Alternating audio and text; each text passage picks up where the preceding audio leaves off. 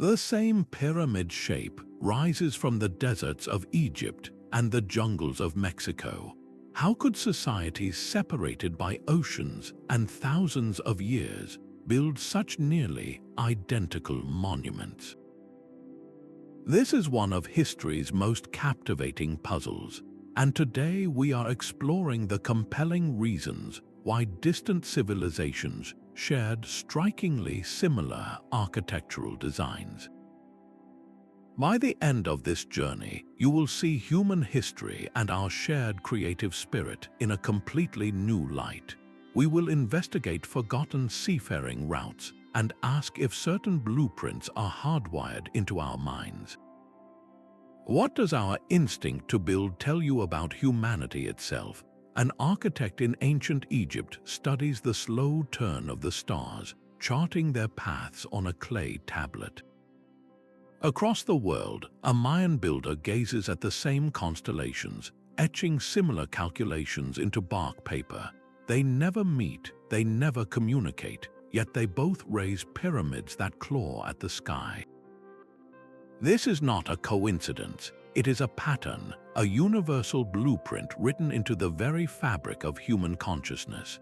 From the deserts of Mesopotamia to the jungles of Cambodia, we find the same sacred forms rising from the earth. Pyramids, massive stone circles, and temples aligned with the sun's journey appear with a consistency that defies simple explanation. These were not just buildings. They were bridges. They connected the world of humans with the realm of the gods, the earth with the cosmos. Experts like archaeologist John Anthony West argued that these parallels are too precise, too mathematically sophisticated to be mere chance. They point to a shared, deep-seated understanding of universal principles. The pyramid itself is a marvel of this shared logic. Cultures separated by oceans all arrived at the same brilliant conclusion, that a broad, stable base tapering to a point was the most powerful and enduring way to build a monument meant to last for eternity. It is the shape of a mountain reaching for the heavens, a symbol of ascent and spiritual ambition. Meanwhile, rings of towering stones, from the windswept plains of Stonehenge to the ancient Sahara site of Nabta Playa, functioned as massive celestial calendars. They marked the solstices and tracked the stars, proving that our ancestors everywhere looked up with the same burning questions. What fundamental impulse drove this global phenomenon? Was it a shared dream to touch the divine, to make sense of our place in a vast and mysterious universe? This universal architectural language suggests that some truths are not discovered, but remembered. So one of the most straightforward explanations is that great minds simply think alike, even when separated by continents and centuries. This is the theory of independent innovation.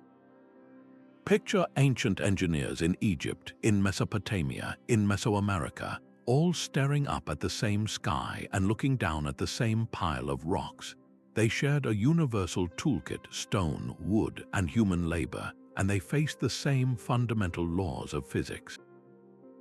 If your goal is to build something incredibly tall and stable that will stand for ages, the shape you are almost guaranteed to arrive at is a pyramid. A broad, heavy base that narrows as it rises is not just a symbolic gesture. It is the most structurally sound way to stack stone against the relentless pull of gravity. It is a simple, brilliant answer to a universal engineering problem. Architectural thinkers like Spiro Kostov pointed out that form often follows force. The arch, for instance, is another perfect example of this convergent thinking. Cultures from the Romans to the Chinese independently discovered that a curved structure is masterful at distributing weight, allowing for stronger bridges and more open spaces inside buildings. This was not a secret technology passed around. It was a logical conclusion written into the very stone they built with, but it goes deeper than just physics. The human societies that built these monuments were also converging on similar social structures. When a culture develops a powerful ruling class with a priest-king who claims a direct line to the gods, how does that leader make their power visible and permanent? They build something colossal. They build a structure that dominates the landscape, that requires the coordinated labor of thousands, an undeniable statement of control and divine favor. The ziggurat in Mesopotamia, the pyramid in Egypt, and the massive temple mound at Cahokia in North America all served this dual purpose. They were sacred spaces for connecting with the heavens, and they were towering proclamations of a social order that reached from the earth to the stars. This theory suggests we should not be surprised by the similarities. Instead, we should be amazed at the predictable, brilliant ingenuity of the human mind, repeatedly solving the same grand problems in the same magnificent ways. But what if these similar designs are not just a testament to independent genius, but evidence of ancient conversations? A second theory dares to suggest that these civilizations were not isolated, but connected by a forgotten web of sea routes and overland paths. This is the idea of diffusionism, the notion that architectural knowledge was a cargo carried between continents long before our history books begin. Imagine the courage of those first seafarers setting out across vast, unknown oceans in vessels we would consider primitive. They were not just explorers, they were carriers of culture. The legendary adventurer Thor Heyerdahl famously proved such voyages were possible. He built a simple reed boat, the Ra, and sailed it across the Atlantic, demonstrating that ancient peoples possessed the skill and daring to connect the world. If people could cross oceans, then so could their ideas. The evidence, while controversial, is tantalizing. Look at the colossal stone heads left by the Olmec civilization in ancient Mexico. Their broad features and distinct facial structures have led some scholars to wonder if they depict visitors from across the sea, perhaps from Africa. Then there are the pyramids themselves. While the Egyptian and Mesoamerican pyramids served different ultimate purposes, their core engineering, the use of stepped levels and precise astronomical orientations, feels like a shared architectural language. Could a master builder from one land have taught his techniques to another? Ancient myths from cultures worldwide seem to whisper yes. They are filled with stories of wise, bearded strangers arriving from the east or the west, bringing the gifts of civilization, which would certainly include the knowledge of how to build monuments to the gods. The very stars that these structures point to might have been the original map. If two cultures separated by an ocean both built temples to track the path of the sun on the solstice, it could mean they both looked up and learned, or it could mean they both looked up and were taught by the same wandering stargazers. Mainstream archaeology often dismisses these ideas, pointing to a lack of ironclad proof for pre-Columbian contact. Yet the pile of anomalous clues, from plants found on the wrong continents to artistic motifs that mirror each other too closely, continues to grow. It forces us to question, were our ancestors truly living in a world of isolated islands, or were they participants in a global network whose traces have been almost entirely erased by time?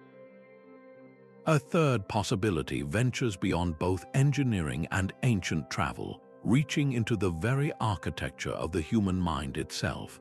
What if the pyramid and the sacred circle are not inventions but rediscoveries?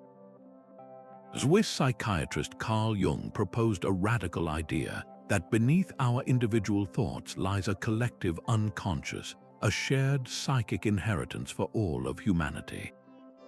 Within this deep well reside archetypes, primordial patterns and symbols that emerge in our myths, our dreams, and our most profound creations. These are not learned concepts, but innate predispositions, a kind of psychic DNA that guides our expression. The pyramid, reaching from a stable square base to a celestial point, is a perfect manifestation of the axis mundi archetype, the world center that connects Earth to heaven. It is a spiritual mountain, a ladder for the soul, and this same symbolic form appears in the ziggurats of Mesopotamia, the temples of Cambodia, and the mounds of North America. The sacred circle, seen in Stonehenge and in Native American medicine wheels, is another universal pattern representing wholeness, the cycle of life, and the encompassing cosmos. Architectural historian Christopher Alexander built on this, identifying what he called a pattern language. He observed that certain spatial arrangements, like a place of stillness at the center of a community or a path that leads toward light, feel instinctively right to humans everywhere. These patterns respond to our deepest psychological needs for order, meaning, and a sense of connection to something greater than ourselves. Consider the mandala, a complex circular design representing the universe. It appears with stunning similarity in the detailed floor plans of Hindu temples, in the intricate rose windows of medieval cathedrals, and in the sand paintings of Tibetan Buddhists. No one taught these cultures to use this pattern. It arose independently as an outward expression of an inward, universal understanding of cosmic harmony. From this perspective, the ancient builders were not just stacking stones according to physics or copying foreign blueprints.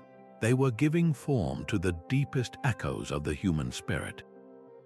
The pyramid was not merely the most stable shape, it was the shape that felt most true, a built prayer that resonated with a pattern already sleeping in the mind of every person. This suggests that our most enduring monuments are not just feats of engineering, but are in fact external reflections of our internal world. So we are left with a profound question. Are these structures a testament to what we can build with our hands, or are they evidence of a shared dream we are all trying to remember? There is another force that has guided the hands of builders across the ages, one as tangible as stone and as relentless as gravity, the environment itself. From the scorching deserts to the trembling earth, our ancestors did not just build for the gods, they built for survival. They faced universal challenges of climate, material, and terrain, and their architectural solutions often converged with a powerful, practical logic. This is the theory of environmental determinism, where geography writes the blueprint. In a world of extremes, the available materials dictate the form. An ancient engineer in a lush forest has an abundance of wood, while a builder in a rocky, arid plain has only stone. Their choices are not just cultural, they are geographical imperatives. Arid regions, with their blistering days and freezing nights, naturally favored massive stone construction. Thick walls of mud brick or carved rock provided thermal mass, soaking up the sun's heat during the day and slowly releasing it through the cold night, creating a stable, livable interior climate.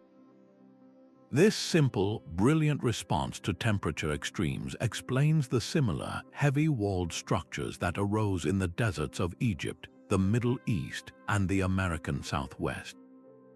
The very ground beneath their feet presented another universal challenge. In regions prone to earthquakes, a rigid stone tower is a death trap. So cultures in seismic zones, from ancient Japan to parts of the Mediterranean, independently perfected flexible wooden frames. These structures could sway and absorb the energy of a tremor, a life-saving innovation born from necessity. Even the iconic pyramid shape finds a profound environmental justification. A broad, heavy base and a tapered form is not only symbolically powerful, it is incredibly stable. In various soil conditions, and even in areas with seismic activity, this shape is far more resistant to collapse and subsidence than a tall, narrow tower. It is the most resilient way to build a monument meant to endure for millennia. The same convergent thinking appears in structural engineering. Look at the corbel arch, a technique where each layer of stone slightly overlaps the one below, gradually closing a space. This brilliant method was developed independently by the Maya in their humid jungles and the Mycenaeans in their rocky hills. It was the next logical step from a simple post and lintel doorway, a way to create stronger, wider openings using the same basic material, stone. It was an inevitable innovation when working with that medium, and what of the celestial alignments that so many sacred sites share? This was not merely mystical, it was agricultural. The universal human need to track the seasons for planting and harvest demanded a reliable calendar. Before the written word, the sun and stars were the only clock. A temple doorway that caught the first ray of the sunrise on the winter solstice was not just a spiritual event, it was a civic announcement, a signal to prepare the fields. This practical need to read the sky for survival led cultures worldwide to orient their most important structures with the cosmos. The environment, then, was a silent partner in every design. It presented a set of problems, and human ingenuity everywhere arrived at a remarkably similar set of solutions. The forms we see repeated across the globe are a testament to a deep, pragmatic dialogue between humanity and the world we inhabit. The sky was the first shared map, a brilliant canvas of mathematical order visible to every person on Earth. While cultures built in isolation, their architects were reading from the same cosmic textbook.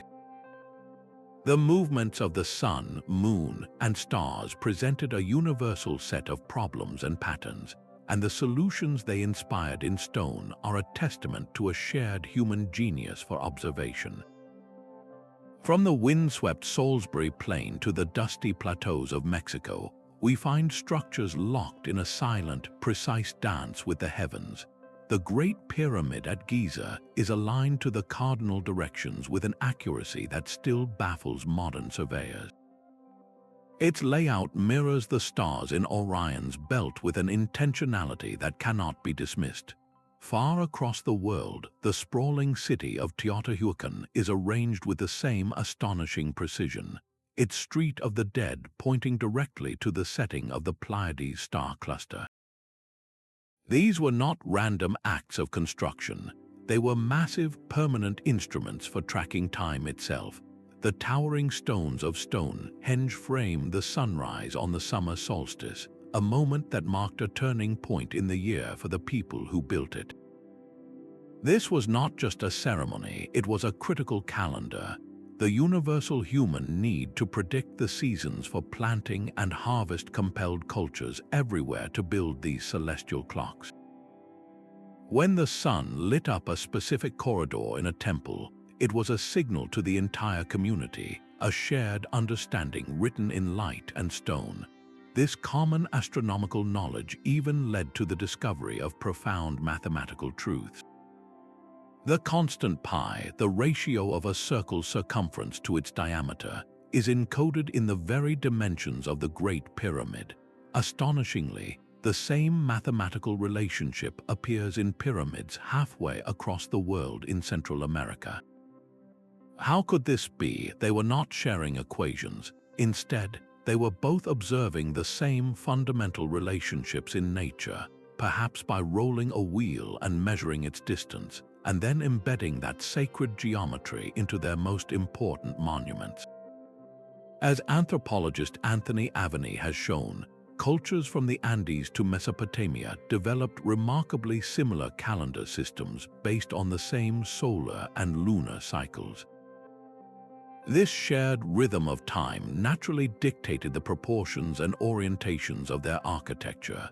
A temple aligned to the solstice in Egypt and one aligned to the solstice in Cambodia are both answering the same celestial question and arriving at the same magnificent stone-built answer. The cosmos provided a universal set of blueprints, and humanity, in its scattered brilliance, simply started building. Deep within the human spirit lies a shared blueprint for the sacred. Across every culture and continent, our minds seem wired to express transcendence through a common architectural language. one that uses stone and space to evoke awe and forge a connection to the divine. This is not a matter of shared engineering, but of shared psychology. Ancient builders working on instinct incorporated forms that trigger universal responses within us. The sheer verticality of a pyramid or a temple tower does more than just defy gravity. It creates a psychological pull, lifting our gaze and our thoughts toward the heavens. In contrast, the enclosed, dimly lit space of a sanctuary or a cave temple, found from India to Peru, naturally fosters introspection and a sense of hushed reverence. These are not learned behaviors, but innate human reactions to specific spaces. Modern research in neuroaesthetics is beginning to map this inner landscape. It suggests our brains have a fundamental biological preference for certain proportions and symmetries. This might explain the most stunning coincidence of all, the independent discovery and application of the golden ratio. This specific mathematical proportion, which the human eye finds inherently pleasing, appears meticulously woven into the dimensions of the Parthenon in Greece and, thousands of miles away, into the facades of Mayan pyramids at sites like Uxmal. They were not copying each other, they were both tapping into a deep, neurological sense of beauty and harmony.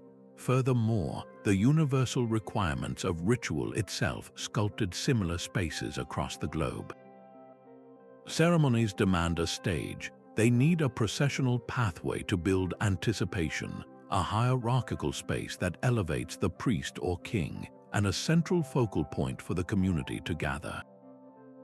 This fundamental human need for structured ceremony produced the long causeways leading to Egyptian temples, the grand staircases of Mesopotamian ziggurats, and the raised platforms of Mississippian mound complexes. The form followed a function deeply rooted in our collective psychology, so when we see a pyramid rise in the desert and another in the jungle, we are not just looking at similar solutions to a physics problem. We are witnessing the external shape of an internal, universal human experience, the physical manifestation of a spiritual yearning carved into our very neurology. The stones themselves are silent, but the feelings they evoke in us are a language everyone understands. The stones themselves whisper of an even older story, one written before history began. Could the global echoes in our architecture be the faint, lingering memory of a single, forgotten source? This controversial idea proposes that our ancient ancestors were not the first master builders, but the inheritors of a lost world. Perhaps a sophisticated precursor civilization, shattered by a cataclysm, saw its survivors scatter across the globe, carrying the seeds of their knowledge with them. These refugees would have become the wise, bearded strangers of legend, teaching the survivors how to build with stone and align with the stars. Plato's famous tale of Atlantis, while a philosophical allegory, taps into a deep and persistent human tradition, a story of a great culture that sank beneath the waves, its legacy carried on the currents to distant shores. The evidence, though fiercely debated, lies in the masonry itself. Look at the mind-bending polygonal walls at sites like Sacsayhuaman in Peru, where massive, irregular stones are cut with such precision that a razor blade cannot slip between them. This same astonishing technique appears in the foundations of ancient Egyptian temples and in the subterranean structures of prehistoric Japan. It is a construction method so complex and so consistent that it feels less like independent invention and more like a shared, high-level technical manual. How do we explain the sudden, seemingly miraculous appearance of fully formed, sophisticated architecture in places like ancient Sumer or early dynastic Egypt? These civilizations seem to spring from the mud with a complete understanding of mathematics, astronomy, and monumental construction, as if their knowledge was a gift, not a gradual discovery. The Great Pyramid of Giza, for instance, appears with no clear, slow evolution of pyramid building in Egypt. It is, from its very inception, a masterpiece of engineering that we would struggle to replicate today. Proponents of this theory argue that these patterns are simply too precise, too mathematically coherent, to be the product of separate cultures stumbling upon the same ideas by chance. They see a common blueprint etched into the landscape of the entire planet, a ghostly fingerprint left by a master architect whose name we have long forgotten. While mainstream archaeology demands harder proof, the allure of a lost common ancestor remains powerful. It offers a grand, unifying narrative for humanity's greatest achievements, suggesting that our shared architectural language is not a coincidence of the human mind, but an inheritance from a time before time. Two structures stand as perfect testaments to this global puzzle. In the sands of Saqqara, Egypt, the step pyramid of Djoser rises with geometric precision, the world's first colossal stone building. Across the Atlantic, shrouded in the Chiapas jungle, the Temple of the Inscriptions at Palenque ascends in similar tiers, a masterpiece of Mayan engineering. They were built over 1,000 years apart with no possible communication, yet they speak the same architectural language. Both are composed of precisely cut stone blocks. Both contain deep, mysterious internal chambers meant for the journey of the soul, and both are covered in elaborate carvings and glyphs that tell sacred stories. Most compellingly, both are meticulously aligned with the cosmos, their stairways and passages acting as giant stone calendars tracking the sun and stars. Scholars who have dedicated their lives to these sites, like Egyptologist Mark Lehner and Mayanist Linda Scheel, arrived at a remarkably similar conclusion from their separate corners of the world. They found that for both the Egyptians and the Maya, the pyramid was far more than a tomb or a temple. It was a symbolic mountain, a cosmic axis designed to bridge the earthly realm with the heavenly one. This shared spiritual ambition is breathtaking, yet when we look closer at the masonry, the differences are just as revealing. The Egyptian builders relied on abundant local limestone, quarrying massive blocks to create largely solid structures with relatively simple internal corridors leading to a central chamber. Their goal was eternal stability, a mountain of stone for eternity. The Maya, however, built with volcanic rock in a region of earthquakes and torrential rains. Their pyramids are often complex hollow structures, featuring interior rooms, corbel vaulted ceilings, and hidden passageways, as much a labyrinthine palace for the living and the dead as a monolithic monument. So what does this mean? We see an undeniable convergence of form and purpose, a universal human solution to the need for a sacred, connecting space. But the execution was beautifully tailored to local materials, environmental challenges, and specific ritual needs. The pyramid was the answer to a question every advanced ancient culture seemed to be asking. How do we reach the gods? The Egyptians built a solid ramp to the sky. The Maya built a living, breathing portal, the same magnificent dream rendered in two distinct dialects of stone. These silent stone circles stand as monuments to a global human impulse. The sheer effort required to move these multi-ton stones speaks of a shared, almost obsessive determination. On the remote Easter Island, the massive Moai statues were carved from volcanic rock and transported miles across the island, their backs forever turned to the sea as they watched over the living. In the scorching Sahara, the stones of Nabta Playa were arranged into a complex calendar older than Stonehenge, marking the summer solstice in a land where the sun's return meant the promise of rain. Across the ocean, the builders of Stonehenge maneuvered blue stones, weighing as much as 4 tons from mountains over 150 miles away. How could such monumental endeavors arise in complete isolation? The answer lies not in shared blueprints, but in a shared sky. As archaeoastronomer Clive Ruggles has demonstrated, these cultures were all reading the same celestial clock. The sun's path, the moon's cycle, and the turning of specific stars provided a universal, predictable rhythm. When your survival depends on knowing when to plant and when to harvest, you build a calendar that cannot be washed away or fade. You build it in stone. The circular arrangement of these sites is profoundly significant. A circle has no beginning and no end. It represents the eternal cycle of the seasons, of life and death, of the heavens themselves.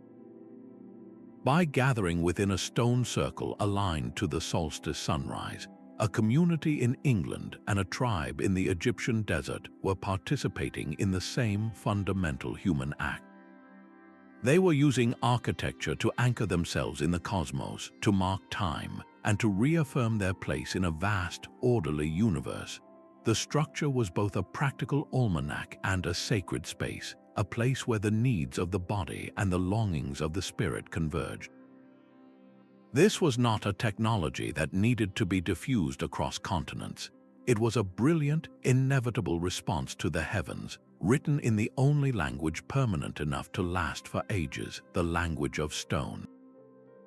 A hidden mathematical language is written into the stones of our most sacred places, from the spiraling arms of a galaxy to the chambered curve of a nautilus shell. Nature itself is built on an invisible framework of geometry. Our ancestors, observing this cosmic order, sought to replicate it in their temples and monuments, embedding the same ratios and shapes into structures as diverse as Angkor Wat and Chartres Cathedral. This is the domain of sacred geometry, a universal code of proportion and harmony that appears with stunning consistency across the globe. The most famous of these principles is the golden ratio, a specific mathematical relationship, approximately 1.618 to 1, that seems to hold a unique aesthetic appeal. This ratio dictates the perfect spiral of a sunflower's seeds and the elegant proportions of a pine cone, and it was meticulously incorporated into the design of the Parthenon's facade in Greece and, thousands of miles away, into the floor plans of Mayan temples. They were not copying one another, they were both echoing a pattern they saw in the world around them. This shared discovery extends to other mathematical truths. The Great Pyramid of Giza famously encodes a remarkably accurate value for pi, the ratio of a circle's circumference to its diameter. Astonishingly, pyramids in Central America also exhibit dimensions that relate to pi. How could this be? They were not sharing formulas. Instead, they were likely both using a simple rolled wheel to measure a distance, discovering the constant relationship between a circle's roll and its diameter, and then honoring that perfect circular logic in their most important buildings. Scholars like John Mitchell spent their lives documenting how these geometric principles, from Pythagorean triangles to complex symmetries, formed an invisible blueprint for temple construction from India to England. The goal was to create a space that resonated with cosmic order, a microcosm of a harmonious universe. We see this most clearly in the mandala, a complex geometric design representing the cosmos. The same mandala pattern forms the precise layout of a Hindu temple, guides the formation of a Native American medicine wheel, and explodes into the infinite star-like patterns of Islamic tilework. No trade routes connect these artistic traditions. They emerge from a shared human impulse to give visual form to the idea of a balanced, centered, and spiritually whole universe. This points to a profound possibility. Perhaps these mathematical relationships are not merely invented, but discovered. They are fundamental truths of our reality that different cultures stumbled upon by observing the same shells, the same flowers, and the same stars. And their persistence in sacred architecture suggests something even deeper, that these specific proportions and symmetries produce a psychological state of balance and awe. a feeling of connection to something greater than ourselves. The architecture was not just symbolic, it was functional, designed to tune the human spirit to the frequency of the cosmos itself. The stone itself tells a story of both isolation and connection. High in the Andes, the granite blocks of Machu Picchu fit together with such astonishing precision that the joints seem to disappear, a technique known as ashlar masonry. Thousands of miles away, the Cyclopean walls of Mycenaean Greece and the formidable foundations of Japanese castles like Osaka exhibit the same polygonal puzzle work, where irregular, multi-sided stones are locked together without mortar. This is not the simple stacking of rocks, it is a high art of stonecraft, a solution born from the need to withstand earthquakes and the relentless pressure of time.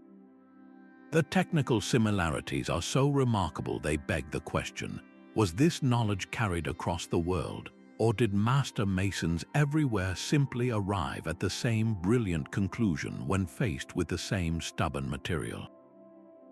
The corbel arch presents a similar puzzle. This ingenious technique, where each successive layer of stone projects slightly inward until the gap is bridged at the top, was not the invention of a single culture. We find it holding up the roofs of Mayan temples in the humid jungles of Central America, in the grand galleries of Egyptian pyramids, and in the monumental gateways of Mycenae. It represents a universal, logical progression in engineering. Once you move beyond a simple post and lintel doorway, the corbel arch is the next intuitive step for creating wider, stronger spaces using only stone. It is the convergent evolution of architecture, a case of different cultures climbing the same technological ladder. Yet some clues are harder to explain away as mere coincidence. Consider the use of metal clamps. In the ancient world, pouring molten metal, often lead or bronze, into carved channels to lock adjacent stone blocks together was a sophisticated reinforcement technique. This same method appears in the ruins of classical Greece, within the foundations of Egyptian obelisks, and remarkably, in the stonework of pre-Columbian sites like Ollantaytambo in Peru. Finding such a specific and complex solution in these disparate corners of the ancient world raises a tantalizing possibility. Could this be evidence of a fleeting exchange, a fragment of technical knowledge that somehow traversed oceans? Similarly, the development of concrete-like substances points to a universal human ingenuity with local materials. The Romans perfected their famous concrete, a mix of lime, volcanic ash, and rubble that allowed them to build the Colosseum and vast aqueducts. Meanwhile, across the Atlantic, the Maya were creating their own version, using burned limestone and sap to form a durable plaster and mortar. They arrived at a similar material solution to bind their world together, but from entirely different recipes. The most telling evidence for independent innovation, however, often lies in the differences. Look at the methods for building the pyramids themselves. In Egypt, the prevailing theory suggests the use of long, straight ramps made of mud, brick, and sand, a massive, direct approach for hauling blocks upward. In Mesoamerica, the architectural evidence points toward the use of spiraling ramps that wrapped around the rising structure, a more compact and perhaps more efficient solution for their steeper, stepped pyramids.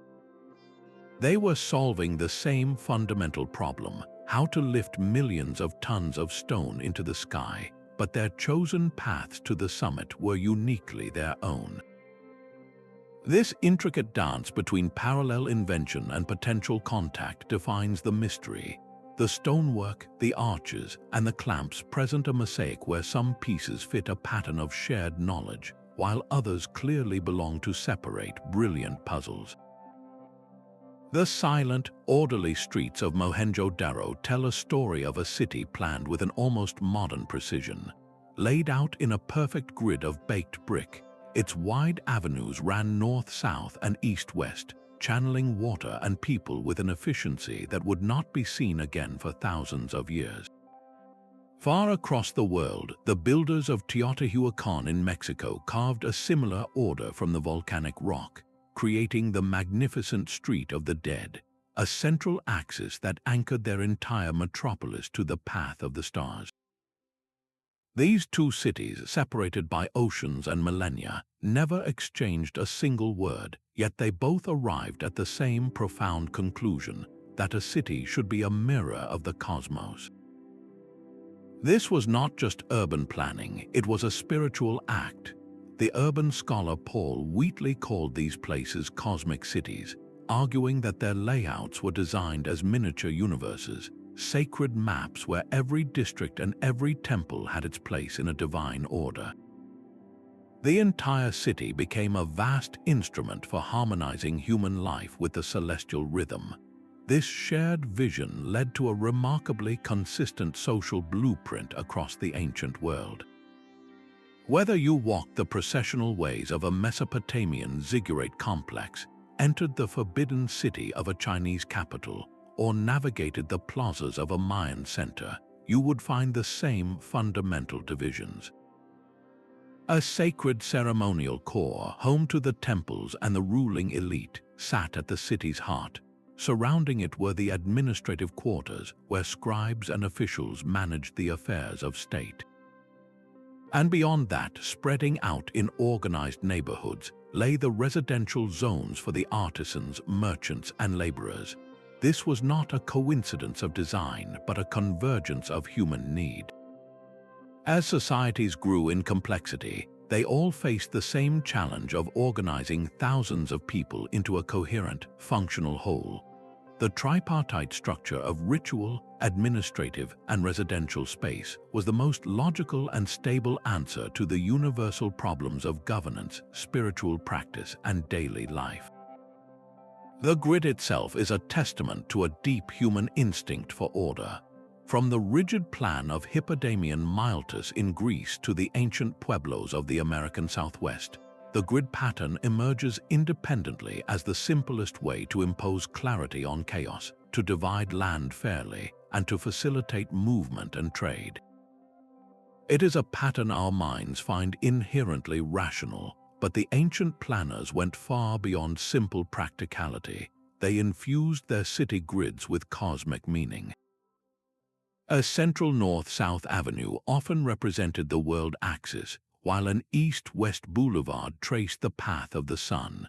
The Chinese capital of Chang'an was a perfect square oriented to the four directions, a physical embodiment of the mandate of heaven and the order of the universe.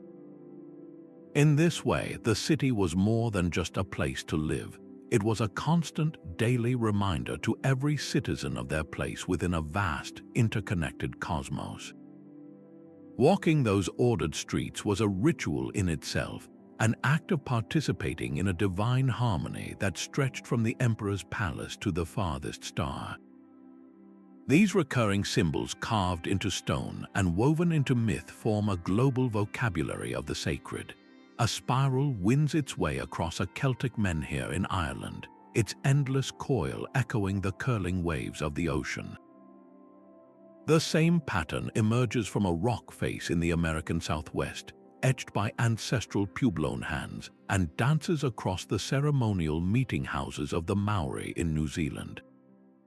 Though separated by vast distances, these cultures all chose the spiral to represent the same profound ideas: the cycle of life, death, and rebirth, the uncoiling of cosmic energy, and the labyrinthine journey of the soul. It is a symbol that feels instinctively right, a visual representation of a truth every human understands. The tree of life is another universal motif with astonishing reach. In the carved reliefs of ancient Assyria, a sacred tree stands at the center of the world, its branches reaching for the gods and its roots digging into the underworld.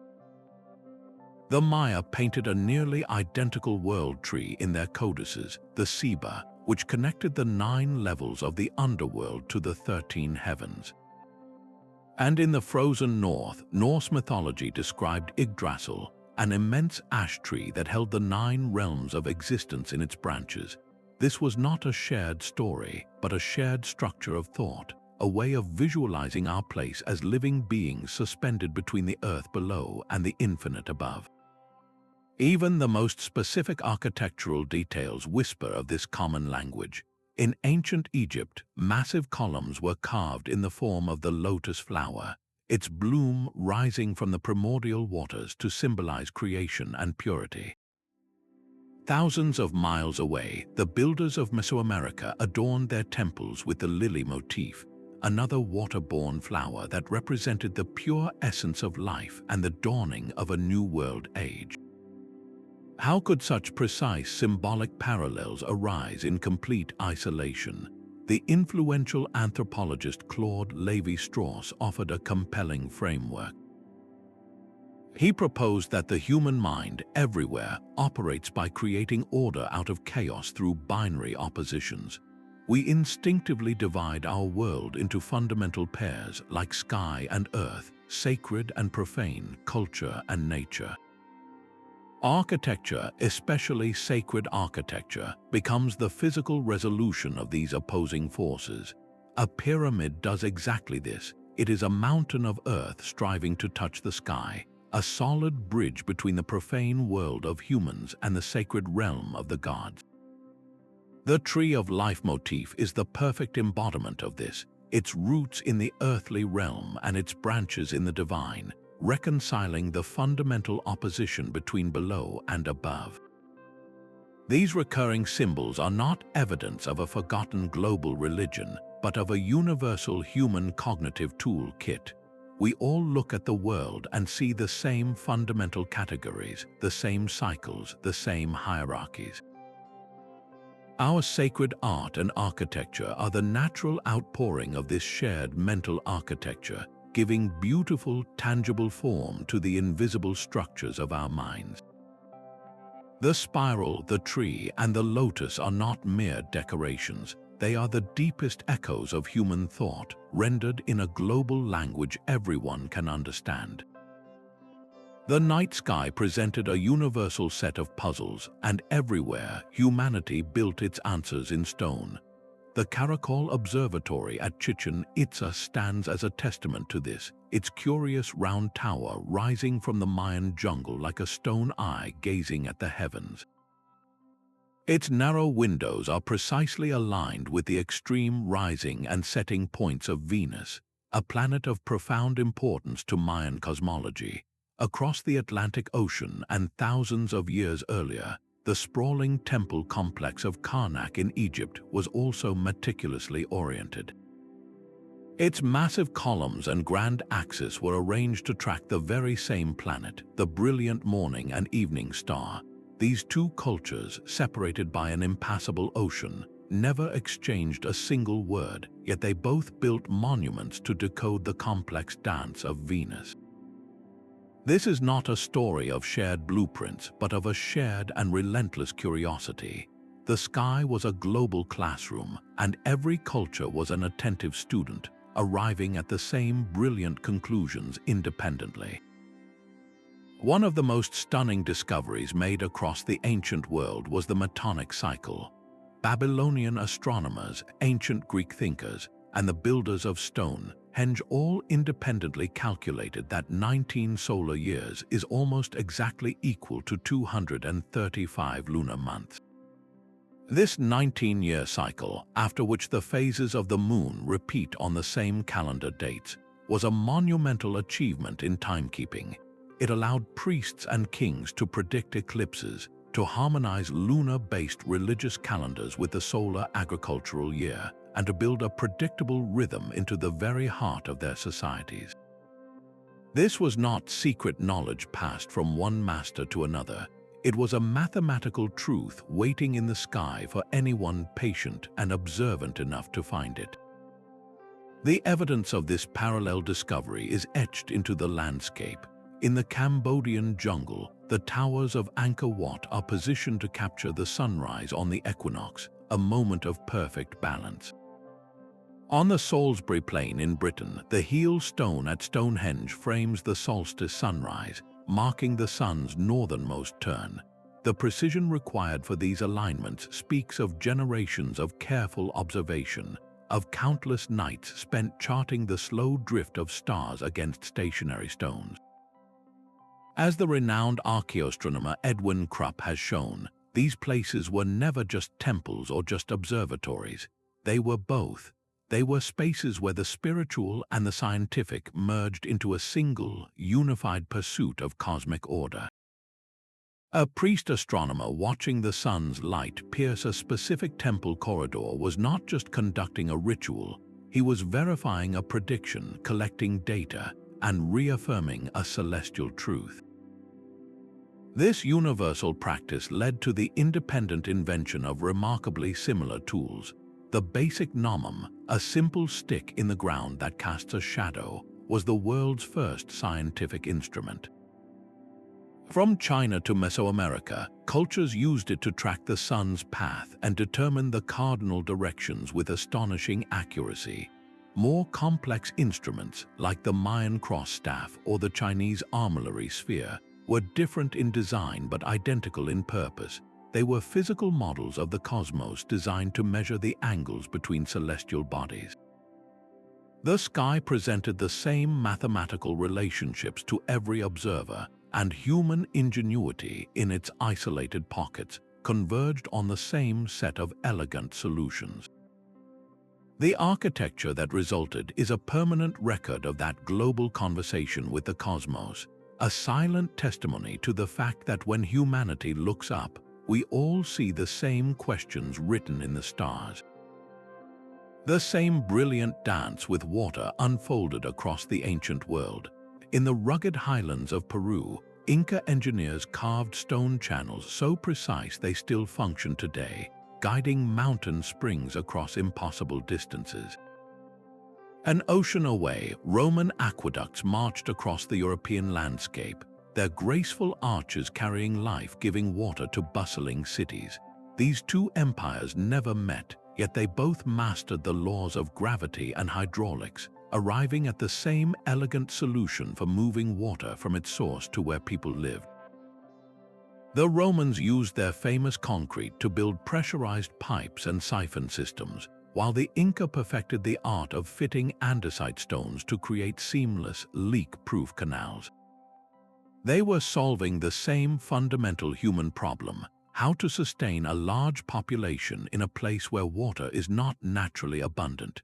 The answer, it seems, was written in the flow of the water itself. Even the sacred relationship with water mirrored itself globally. In the arid plains of India, communities did not just dig wells, they carved magnificent stepwells, vast inverted pyramids that descended into the earth.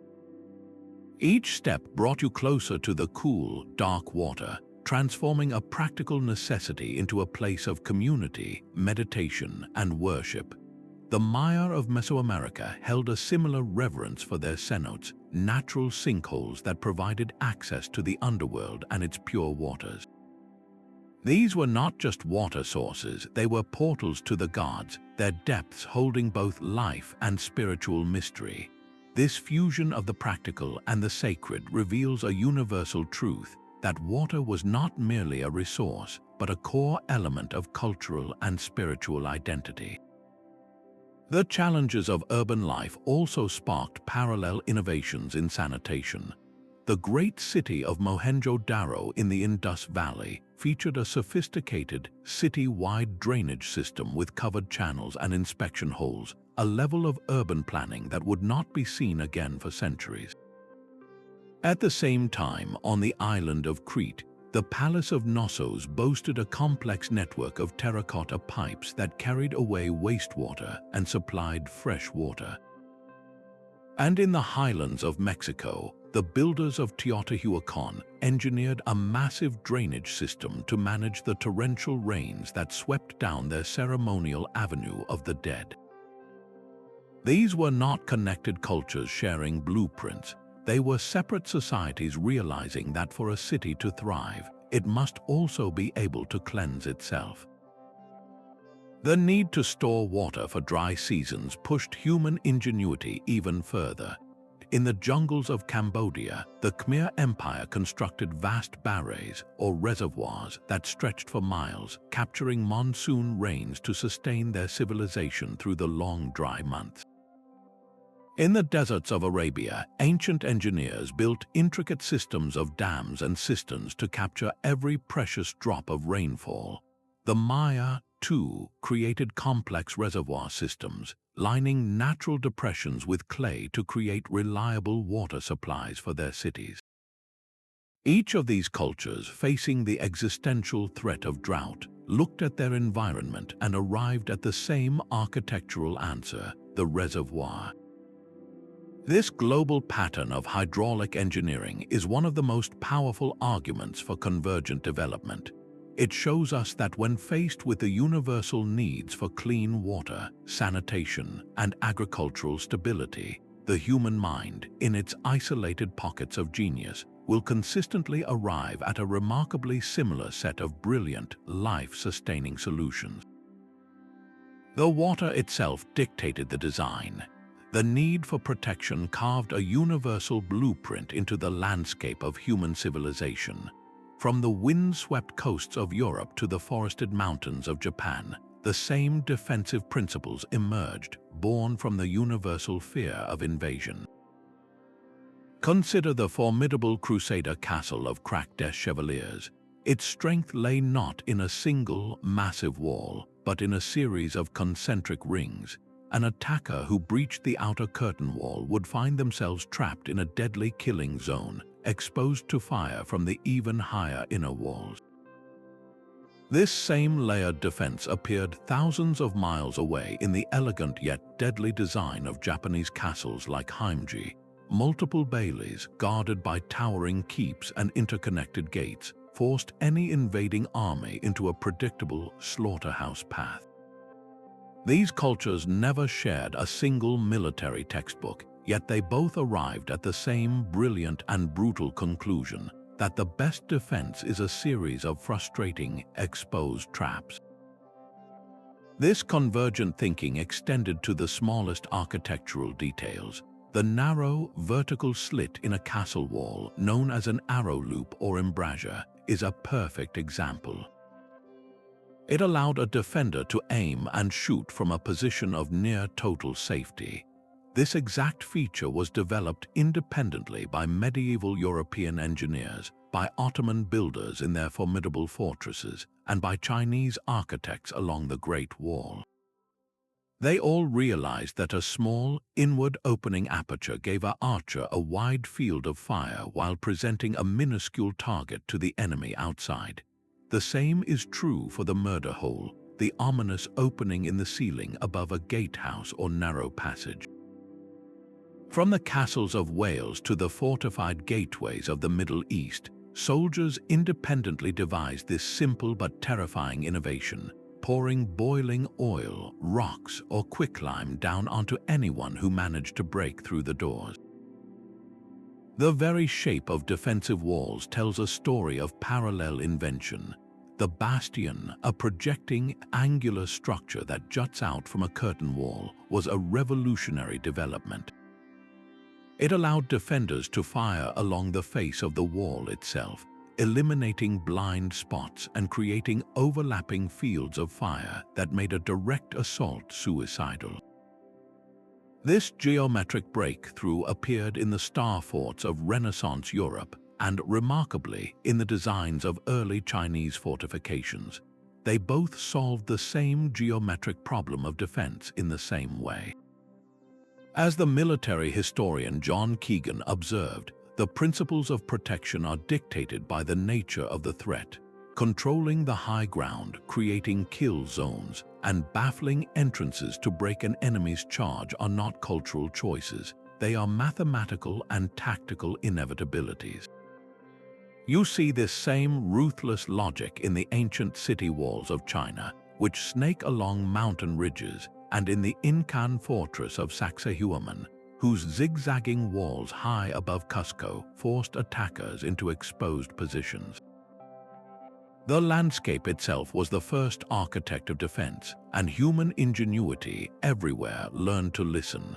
This global echo in stone and earth proves that when human survival is at stake, our minds, even in isolation, will map the same path to security. A profound silence fills the tomb of China's first emperor, guarded by his terracotta army, an entire world of servants and soldiers crafted from clay to serve him in the next life. Half a world away, deep within an Egyptian pyramid, the walls of a pharaoh's burial chamber are covered in intricate spells, the pyramid texts, a detailed guidebook to navigate the perilous journey through the afterlife. These rulers never knew of each other's existence, yet they prepared for death with the same fundamental conviction that the soul required a protected vessel, a stocked larder, and a celestial map to ensure its safe passage. This universal architectural response to mortality speaks to a shared human intuition about what lies beyond. From the emperors of China to the pharaohs of Egypt and the chieftains of ancient Europe, tombs were consistently oriented toward the cosmos. A shaft drilled from the heart of a pyramid pointed directly to the pole star, the eternal, unchanging pivot of the northern sky. In China, tombs were aligned with the circumpolar stars, the purple palace of the heavens, the seat of the supreme deity. This was not mere decoration, it was a form of celestial engineering, anchoring the deceased to the perpetual, orderly cycles of the universe, a powerful symbol of rebirth that cultures everywhere discovered by simply looking up. Inside these tombs, we find the same hauntingly familiar features. The false door is a recurring motif, a stone slab carved to look like a passageway, found in Egyptian mastabas and in the burial chambers of the Moche in Peru. It served as a spiritual gateway, a liminal point where the living could make offerings and the dead could return to receive them.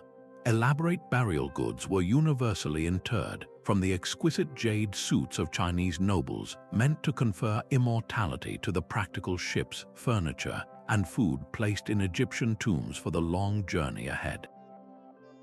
Protective inscriptions, whether the hieroglyphs of Egypt's Book of the Dead or The Chinese letter, or spell texts found in Chinese tombs, served the same purpose, to ward off evil spirits and guide the soul. Scholars like Egyptologist Jan Usman and sinologist Michael Lowe have traced these parallel developments, noting how both cultures developed complex theologies around the preservation of one's name, one's identity, and one's body as essential for existence after death. This deep-seated concern for the integrity of the self beyond the grave even manifested in the very shape of the tomb itself. The burial mound is one of humanity's most universal forms. The Great Coffin of Japan, keyhole-shaped earthworks covering the tombs of emperors, the massive barrows that dot the English countryside, and the effigy mounds of North America all share a common symbolism. They are not just piles of dirt, they are a conscious architectural return to the womb of the earth, a symbolic act of placing the deceased back into the body of the mother goddess to await rebirth. The mound is a promise of renewal, a physical prayer for the cyclical nature of life, built in soil and stone. These silent, subterranean chambers and gentle, grass-covered hills tell a story that transcends culture and epoch. They reveal that when faced with the great mystery of death, humanity's deepest fears and highest hopes have always been expressed in a shared architectural language, one of protection, provision, and a profound, universal longing to find our way back home. The echoing space inside a Gothic cathedral mirrors the vault of heaven itself. Its soaring ribbed vaults are stone branches reaching for the divine, while the rose window acts as a blazing celestial mandala, filtering colored light onto the congregation below. Journey to a Hindu temple in southern India, and you will find the same cosmic vision rendered in a different dialect of stone. The temple's towering gateway, the Gopuram, is a pyramid of carved gods and demons, a symbolic mountain leading the eye upward. The entire structure is a precise geometric model of the universe, a Vastu Purusha mandala, designed not just to house a deity but to embody cosmic order. Architectural thinkers like Mircea Eliade called these places axis mundi, world centers where the earthly and heavenly realms intersect. This is why they all reach for the sky. The Gothic spire, the Hindu Shikara tower, the stepped pyramid of a Mesopotamian ziggurat, all share this vertical impulse, a built prayer straining to bridge the fundamental human divide between the mundane and the sacred. This shared spiritual ambition dictated a universal logic of movement. You see it in the long nave of a cathedral, a processional path leading the pilgrim from the profane world at the entrance toward the sacred altar. You see it in the successive courtyards of an Egyptian temple, each one more restricted than the last, guiding the initiate from the bustling outer world into the silent Holy of Holies. The same hierarchical division of space appears in the plazas and raised temples of Mesoamerica. This architectural choreography was not copied. It was rediscovered everywhere because the human experience of approaching the divine follows a universal emotional script, one of gradual preparation, purification, and final awe. The need to mark this sacred journey as separate from everyday life led to parallel innovations in boundary and threshold. The Torii gate of a Shinto shrine, standing distinct in the landscape, serves the same psychological purpose as the monumental pylon gateway of an Egyptian temple. Both announce you are leaving the ordinary world and entering a zone of heightened spiritual presence. Inside, the use of dim light, the sound of water, and the scent of incense are universal sensory tools used to trigger reverence and focus the mind. These are not borrowed traditions, they are independent discoveries of what makes a space feel sacred to a human being. The consistent emergence of these forms, from the cosmic mountain to the ritual pathway, points to a profound truth. Our most enduring sacred architecture is less about style and more about psychology. It is the physical manifestation of a deep, shared human need to create a door in the world, a place where we can step out of time and touch the eternal. A whisper at one end of the gallery at St. Paul's Cathedral in London can be heard with perfect clarity over 100 feet away. This architectural marvel was not a singular invention. In ancient Rome, the vaulted ceilings of certain temples carried voices across their spaces, while in the carved rock chambers of the ancient American Southwest, similar whispering walls allowed for private communication in sacred settings.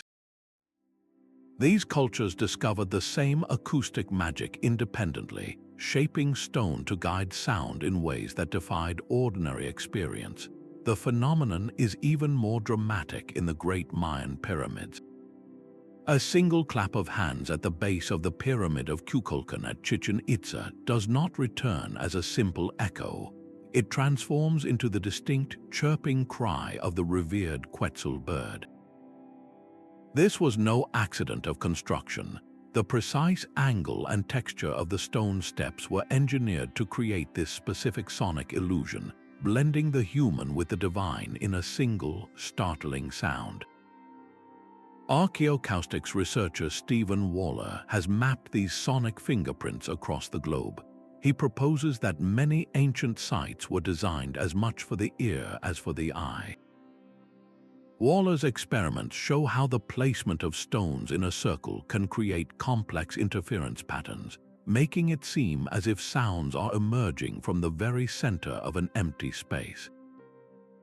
This auditory illusion, experienced in places like Stonehenge, would have been perceived as the direct voice of a spirit or god, a profound demonstration of power orchestrated through architecture. The builders were master physicists manipulating sound waves long before the science was formally understood. This shared knowledge extends deep underground. In the subterranean labyrinths of the Hal Saflieni Hypogeum on Malta, a voice spoken in one of its oval chambers can resonate through the entire complex, vibrating not just through the air but through the very bones of the listener. Similarly, within the massive, corbelled chambers of Newgrange in Ireland, specific frequencies create a sustained, humming resonance that seems to emanate from the earth itself. What was the purpose of this universal acoustic engineering? Many researchers now believe these resonant frequencies were harnessed for ritual and healing. In the dark, confined spaces of ancient chambers from Ireland to Peru, a specific tone sung or drummed could fill the space with an overwhelming vibration, altering brainwave patterns and inducing states of deep meditation or trance. The architecture itself became an instrument for shifting human consciousness, a tool for journeying into other realms of perception. The recurring discovery of these same acoustic principles, from whispering galleries to resonant chambers, points to a profound and universal human intuition.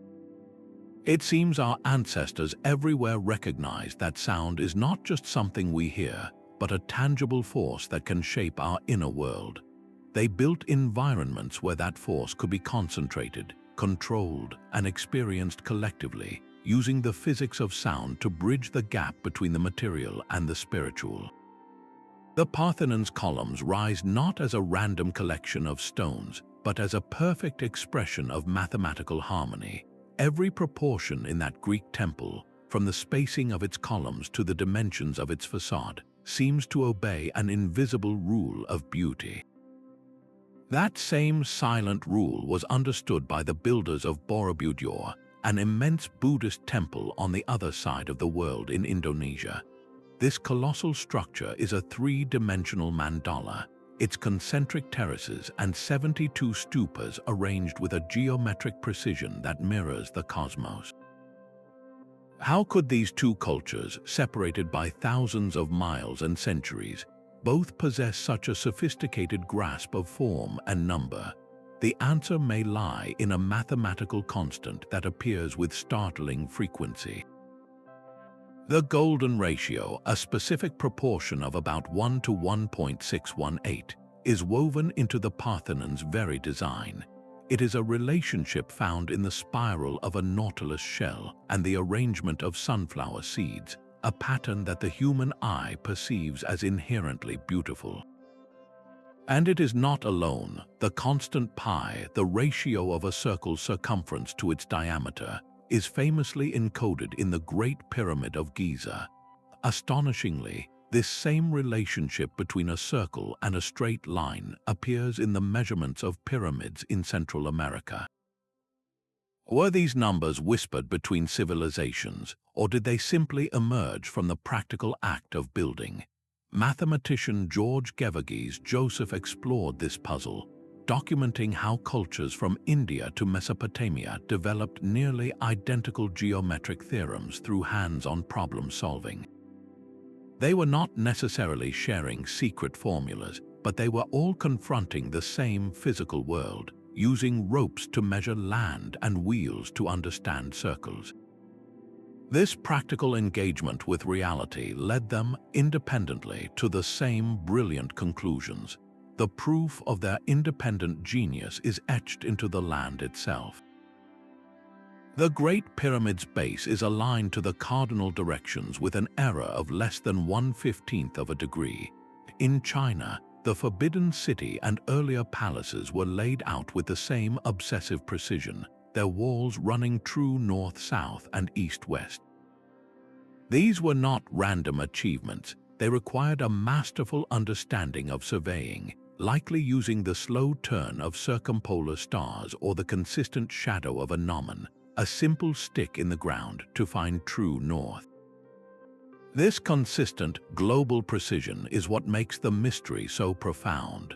We label these societies as primitive, yet their architectural achievements reveal a command of mathematics and astronomy that we struggle to fully explain even with our modern tools. The stones of Borobudur and the columns of the Parthenon stand as a silent rebuke to our assumptions. They present us with a compelling choice. Either humanity experienced a series of miraculous, parallel mathematical awakenings, or our maps of the ancient world are missing critical connections, leaving us to wonder what other advanced knowledge has been lost to time. The stories our ancestors told about their greatest buildings are as similar as the structures themselves. In the dusty plains of Mesopotamia, the Sumerians wrote of a time before time, when the gods themselves descended to teach humanity the arts of civilization, including the sacred craft of building with brick and stone. Far across the world, the Maya of Mesoamerica recounted nearly identical tales in their Popol Vuh, a sacred text where the gods provided the blueprints for the first temples, showing people how to raise structures that would honor the heavens. From the rice paddies of Southeast Asia to the islands of the Pacific, the same core legend appears, a narrative of divine instruction that gave humanity the knowledge to build. Comparative mythologist Joseph Campbell spent his life tracing these archetypal stories, identifying a universal theme, the gift of a divine blueprint. It seems that when ancient cultures sought to explain the sudden, miraculous appearance of monumental architecture, they all reached for the same explanation: we were taught by visitors from a higher realm. This pattern is deepened by another story told across the globe, the legend of a great flood. Sumerian tablets describe the deluge that wiped away an advanced world, with the god Enki granting the survivor, Utnapishtim, the wisdom to rebuild. The Hebrew Bible tells of Noah, who preserved life and knowledge through the cataclysm. The Maya spoke of a rain of resin and a great inundation that destroyed a previous age of humanity. And Chinese tradition holds that the Great Yu controlled the floods, after which he established order and the principles of construction. In culture after culture, a devastating flood clears the stage, and in its wake comes a profound gift, the knowledge of architecture, as if this advanced understanding was a necessary tool for restarting civilization. These myths consistently point to a symbolic beginning, a primordial world mountain. For the Egyptians, the pyramid was a literal representation of the Benben, the mound of creation that rose from the primordial waters at the dawn of time. In Mesopotamia, the ziggurat was the earthly home of the gods, a man-made mountain linking earth and sky. The Maya, too, built their pyramids as symbolic representations of the Wits, the sacred mountain that was the source of sustenance and the axis of the world. This was not just a shared shape, it was a shared story carved in stone. So what are we to make of these eerily consistent narratives? One possibility is that they are pure archetype, born from the collective human psyche. When a technological leap is too profound to explain, the human mind everywhere invents a story of divine intervention. It is our way of making sense of genius that seems to come from nowhere. The other, more haunting possibility is that these stories are not myths at all, but faded memories. Could they be the cultural echo of a real event, a period of contact with a more advanced people, or even the legacy of a single, forgotten source culture whose survivors scattered after a global catastrophe, carrying the seeds of architectural knowledge with them? The consistency of these architectural origin stories forces us to confront a fundamental question about human history. Are our oldest legends merely psychological templates, or are they the last, whispering testament to a connected ancient world we have only just begun to remember? The oceans were not the barriers we once believed, but vast, liquid highways. For centuries, we have underestimated the maritime prowess of ancient cultures, picturing them as coastal huggers afraid of the deep blue unknown. Yet the evidence suggests a different story. The Phoenicians, master navigators of the Mediterranean, built sturdy, keeled ships capable of withstanding open ocean voyages. Their voyages for tin took them to the edges of the known world, and some researchers propose they ventured even farther. Across the globe, the Polynesians performed feats of navigation that seem almost supernatural. Using only their profound knowledge of stars, wave patterns, and bird flight, they settled islands scattered across millions of square miles of the Pacific Ocean. If they could find a speck of land like Easter Island, could they have reached the Americas? The possibility is no longer dismissed as fantasy. We find startling similarities in boat construction that hint at a shared, ancient maritime language. The use of lashed lug construction, where hull planks are literally sewn together and reinforced with internal ribs, appears in both Southeast Asian boats and in the construction of reed boats used by the Aymara people on Lake Titicaca in South America. This is not a technology that naturally suggests itself. It is a specific, complex solution to the problem of building a flexible, seaworthy vessel. Could this technique have been carried across the ocean? The biological evidence is perhaps the most contentious. Sweet potatoes, a crop native to the Americas, were found across Polynesia long before European contact. How did they get there? The most logical explanation is that Polynesian voyagers reached South America, obtained the tuber, and carried it back across the Pacific. Similarly, traces of New World plants like tobacco and coca have been identified in ancient Egyptian mummies, a finding that, if verified, would shatter our timeline of global interaction. While mainstream archaeology rightly demands more than circumstantial clues, the accumulation of these anomalies is hard to ignore. Linguistics offers whispers of connection, with similar words for shared items appearing in distant languages. Genetics reveals traces of contact, like the potential South American DNA found in the bones of ancient Easter Islanders. Each piece of evidence on its own is not proof, but together, they paint a picture of a world far more interconnected than our history books allow. This reassessment of ancient seafaring forces us to reconsider the lonely genius of isolated cultures. Perhaps the pyramid builders of Egypt and Mesoamerica were not strangers, but distant cousins in a network of global exchange. Their shared architectural dreams carried on the same ocean currents that bore seeds, stories, and the ambitious sailors who dared to follow the stars. The ground itself dictated the shape of the doorways. In the earthquake-prone lands of Japan, Peru, and Turkey, ancient builders arrived at the same brilliant solution completely independently: the trapezoidal door. Its angled sides, wider at the base and narrower at the top, are a masterpiece of seismic engineering. When the earth trembles, the angled jambs of the door guide the massive stone lintel back into place instead of letting it crash to the ground. This was not a shared secret, but a shared response to a terrifyingly universal threat. The same logic of flexibility appears in the very foundations of their structures. The Inca of Peru built their magnificent walls with interlocking, polygonal stones that could shift and settle during a quake, then lock back together, a technique called ashlar masonry that we also find in ancient Mycenae. In Japan, builders perfected flexible wooden frames that could sway with a tremor, absorbing the destructive energy. The environment presented a brutal and consistent set of problems, and human ingenuity everywhere was pushed toward the same life-saving answers. The relentless sun demanded its own form of intelligence. In the scorching deserts of the Middle East, builders used massive walls of mud, brick, and stone, a technique known as thermal mass. These thick walls would soak up the heat during the blistering day, and then slowly release that stored warmth during the cold desert night, creating a stable, livable interior climate.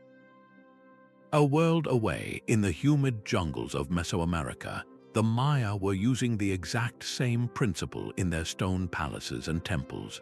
They also perfected passive cooling through clever ventilation. The wind catchers of ancient Persia, the Bajir, channeled cool breezes down into underground living spaces. In the Roman world, the clever placement of windows and water features created cool air currents. And in the traditional courtyard houses found from China to Morocco, the design itself promotes a cooling stack effect where hot air rises and escapes, drawing in cooler air from below.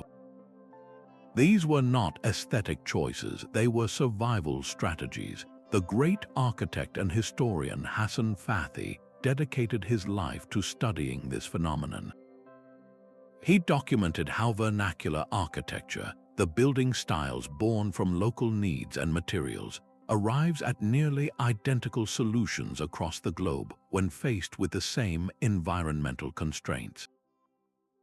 A culture in a floodplain, whether in the Indus Valley or along the Mississippi, will naturally build their homes on raised mounds or stilts.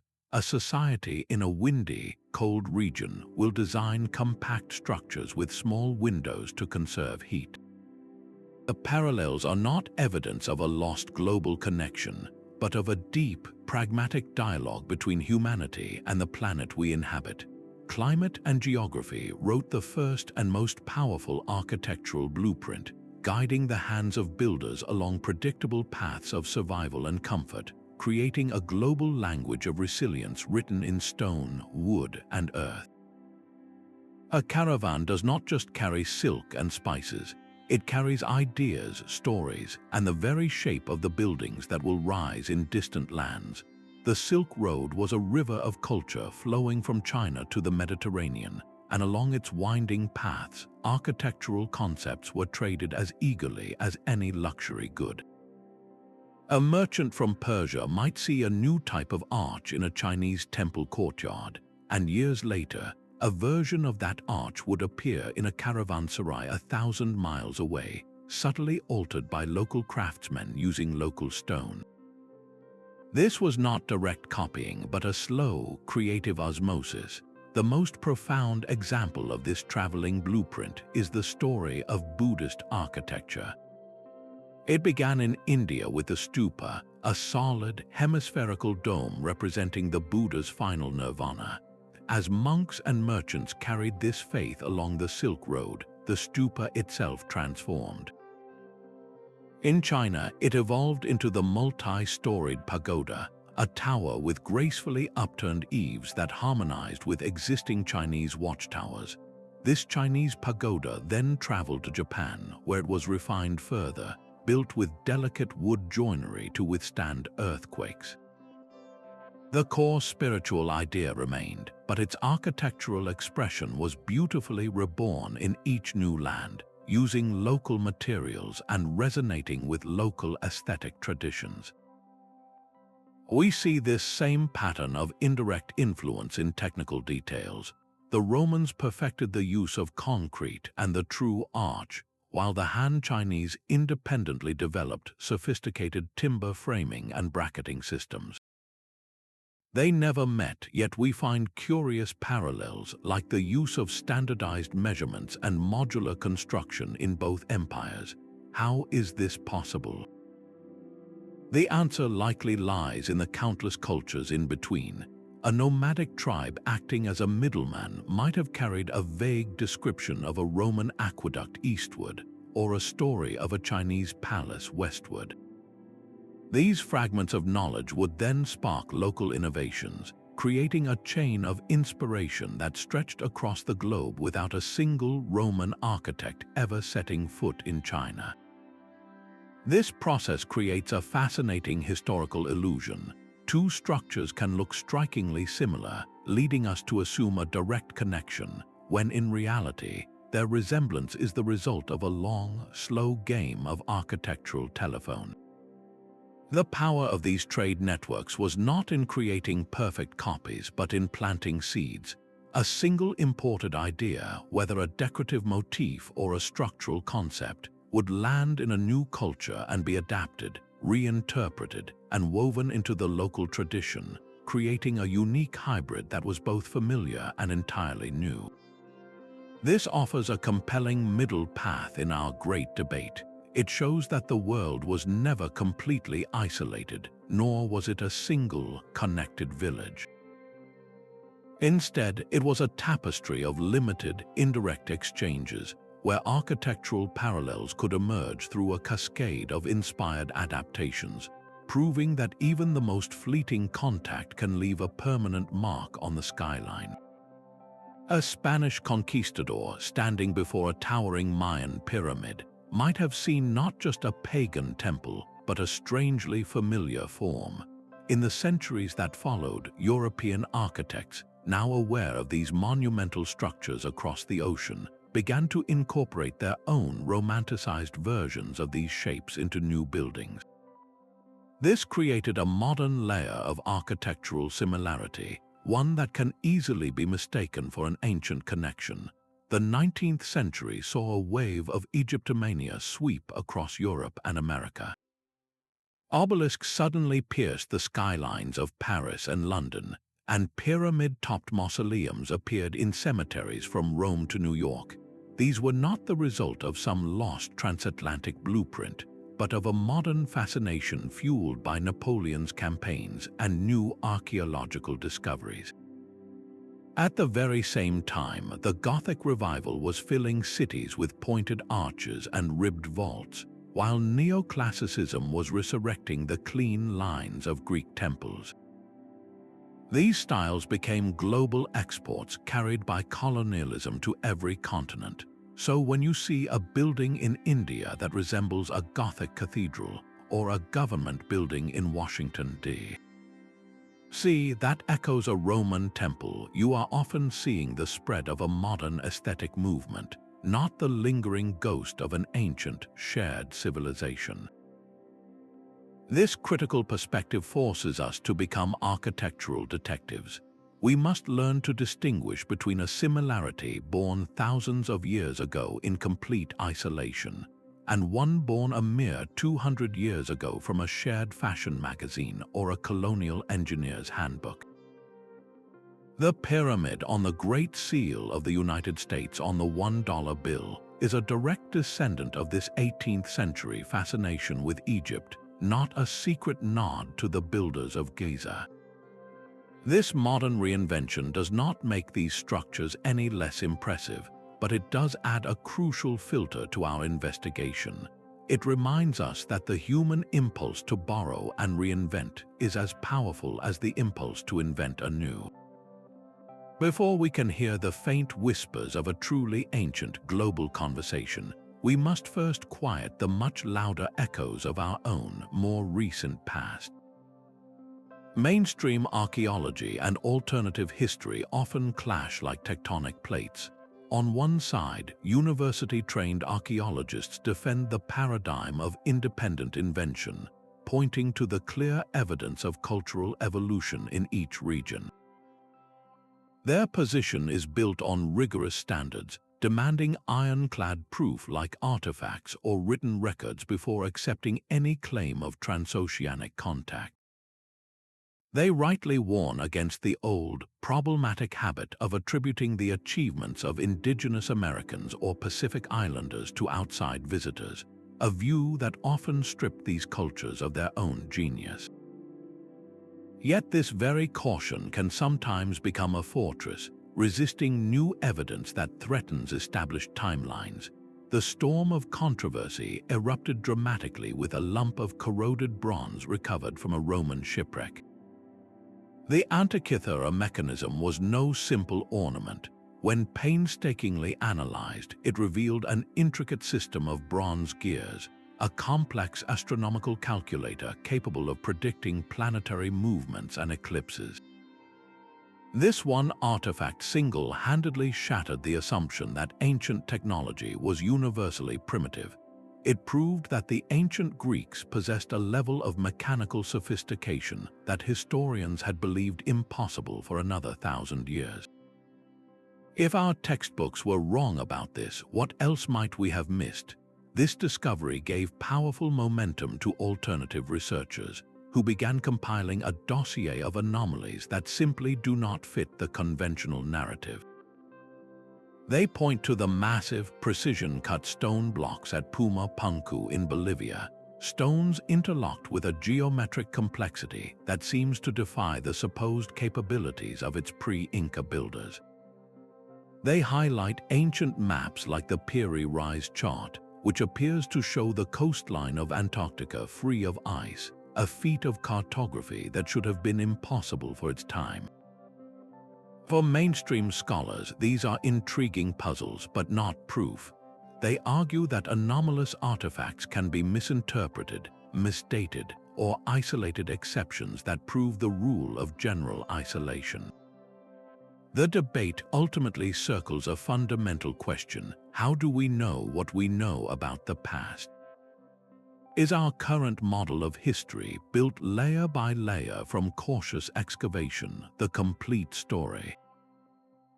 Or is it a narrative that has systematically filtered out inconvenient data, leaving us with a sanitized but incomplete picture?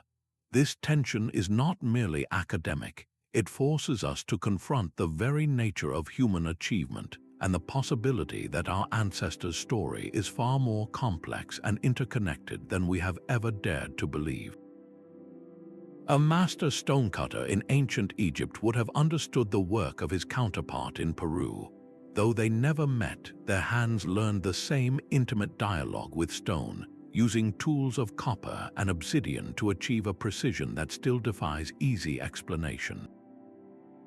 This shared mastery was not born from secret communication, but from a universal confrontation with the same stubborn materials and the same unyielding laws of physics. The technological toolkit of the ancient world was remarkably consistent, a simple collection of levers, ramps, and rollers, and from this limited palette, human ingenuity painted remarkably similar pictures. The lever is a perfect example. Whether you're prying a multi-ton block for a pyramid at Giza or maneuvering a megalith into place at Stonehenge, the principle is identical. A long, strong pole and a sturdy fulcrum give a single person the mechanical advantage to move impossible weights. It is not a secret technology. It is a fundamental truth of the physical world, waiting to be discovered by anyone trying to lift something far heavier than themselves. The same is true for the ramp. The question of how to lift millions of stone blocks hundreds of feet into the air has only a handful of logical answers. The Egyptians likely built long, straight ramps of mud brick, while the Mesoamericans may have used spiraling ramps that wrapped around their rising pyramids. The specific path differed, but the underlying principle, the inclined plane, was the same brilliant solution to the universal problem of elevation. Even the units of measurement they used reveal a shared human-scale logic. The Egyptian cubit was based on the length of the forearm from the elbow to the tip of the middle finger. The Roman foot was quite literally based on the length of a man's foot. These were not arbitrary standards imposed from on high. They were emergent, organic systems born from the most practical of tools, the human body itself. A builder in Rome and an architect in Memphis would naturally arrive at a similar scale for their doorways and stairs because they were both building for people of the same general size and shape. This convergence becomes truly astonishing when we look at the results. The stonework at sites like Sacsayhuaman in Peru or the foundations of the Great Pyramid displays joints so tight that modern engineers struggle to explain how they were cut and fitted with such perfection using only stone hammers, copper chisels, and sand for abrasion. They did not have laser cutters or diamond-tipped saws. What they had was an immense cumulative patience and a generational knowledge passed from master to apprentice. A deep, tactile understanding of material and fracture, points that we have largely lost today. These technological parallels form a powerful argument for the independent brilliance of humanity. They suggest that when you give 10 different cultures the same set of problems, the same basic materials, and the same fundamental physics, they will often arrive at the same set of elegant, efficient solutions. The constraints of the ancient world did not limit creativity. They channeled it, focusing the human mind toward a handful of brilliant, universal answers. Our brains seem to be wired for a certain kind of order, deep within our perceptual system lies an innate preference for patterns that mirror the world around us, which may be the most fundamental reason why our architecture so often converges.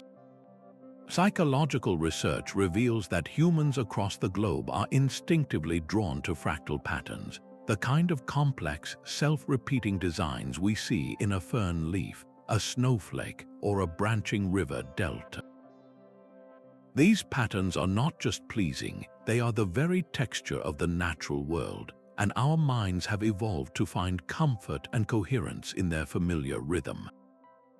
This deep-seated preference extends to symmetry, a visual anchor of stability and balance that our brains can process with remarkable speed and satisfaction. It is a universal language of order that our ancestors built into their most important structures, from the perfectly mirrored facades of Greek temples to the bilateral symmetry of Mayan palace complexes. The most compelling evidence for this shared aesthetic wiring is the persistent, independent discovery of the golden ratio. This specific mathematical proportion, approximately 1 to 1.618, appears in the spiral of a nautilus shell and the arrangement of seeds in a sunflower. And it was meticulously woven into the Parthenon's facade in Greece, the floor plans of Hindu temples in India, and the towering proportions of Mayan pyramids like the Temple of the Inscriptions. They were not copying a shared blueprint, but were all tapping into the same deep neurological sense of harmony, a biological pull toward a proportion that the human brain finds inherently and universally beautiful. This principle even extends to the colors that adorn sacred spaces worldwide. The recurring use of specific mineral-based pigments, like earthy red ochre and vibrant lapis lazuli blue, is not merely a coincidence of available materials. These colors correspond to wavelengths of light that our visual system processes in ways that can evoke specific emotional states, from the calm stability of earth tones to the transcendent awe associated with the brilliant, celestial blue found in everything from Egyptian tomb paintings to the domes of Persian mosques. This exploration of neuroaesthetics suggests that our most enduring monuments are not just feats of engineering or faith, but are also external reflections of our internal, biological landscape. The architecture feels familiar because it is built to resonate with the very operating system of the human mind. The stones are arranged in a way that our brains are pre-tuned to find beautiful, orderly, and profoundly right. This shared perceptual foundation helps explain the uncanny feeling we get when we stand before a structure built by a culture we have never studied. It feels strangely like home, not because we share a history, but because we share a mind. A Greek priest leads a procession up the sacred way, the crowd's murmurs rising with each step toward the inner sanctuary.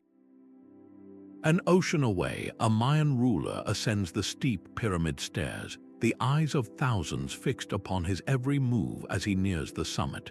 Though their gods have different names, the architecture that frames their rituals is nearly identical.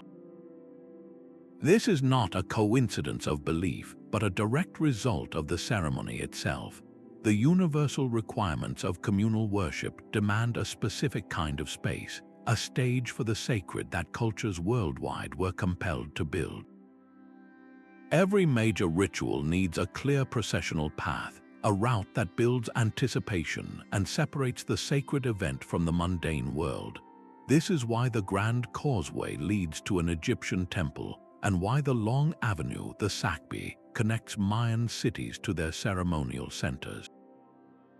The path itself is part of the ritual, a physical and psychological journey. Once the community gathers, the architecture must also manage their view. A hierarchical arrangement is essential, reinforcing the social order during the most important communal moments.